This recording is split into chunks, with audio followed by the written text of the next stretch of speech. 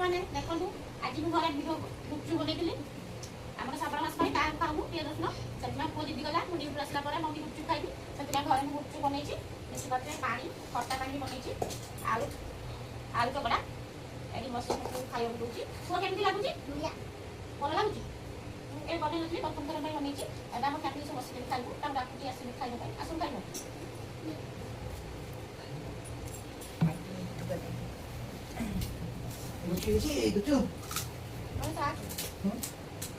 Gucci मत दो ना खाए तू एपड़े कौन गुच्ची उधर बोल दे नहीं मम्मी कौन दबा अरे मैं एपड़े मत गुच्ची କେମିତି ଲାଗୁଛି? ଭଲ ଲାଗୁଛି?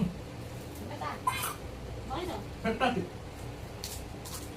बाहर को तो घरे बनी खाओ सब बेटा और स्वास्थ्य ପାଇଁ बहुत ଭଲ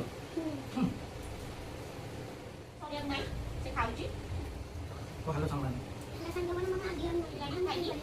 ଖାଇବନି କଣ ଏତେ ବାଡା ହଉଥିଲା ଖାଇବନି ବୋଲି ଖାଇପାରିବନି ଆରେ ତୋ ପାଇଁ ବାବା ନାଇଥିଲା ଖାଇବୁ ଯଦି କରୁଥିଲୁ ମୁଁ ଖାଇବି ଖାଇପାରିବୁନି ତୁ ନାଇଁ କରୁଥିଲୁ ଖାଇବନି ରାତିରେ ଖାଇବନି ରାତିରେ ଖାଇବନି ନା ନାଇଁ ଆମର ସବୁ ଗୁପଚୁପ ସରିଯାଇଛି ଏ ଗୋଟିଏ ଅଛି ଏ ପୁଅ ଦଉଛି ଗୋଟାକ ପଡ଼ିଛି ସେ ଖାଇବ ନାଇଁ ଧନ ନାଇଁ ମମ୍ମି ଖାଇବିନି ଏ ଗୋଟେ ଖାଇଦିଅ ସେ ଖାଇବାକୁ ମନା କରୁଛି ତା ପେଟ ସବୁ ହେଇଗଲାଣି ଏଥର ଆମେ ରହିଲୁ ଯଦି ଛୋଟ ଭିଡ଼ିଓ ଆପଣମାନଙ୍କୁ ଭଲ ଲାଗିଥିବ ଆମକୁ ଲାଇକ୍ ସେୟାର କମେଣ୍ଟ ନିଶ୍ଚିତ କରିବେ। ନା ଲାଇକ୍ ସେୟାର କମେଣ୍ଟ କରିବେ।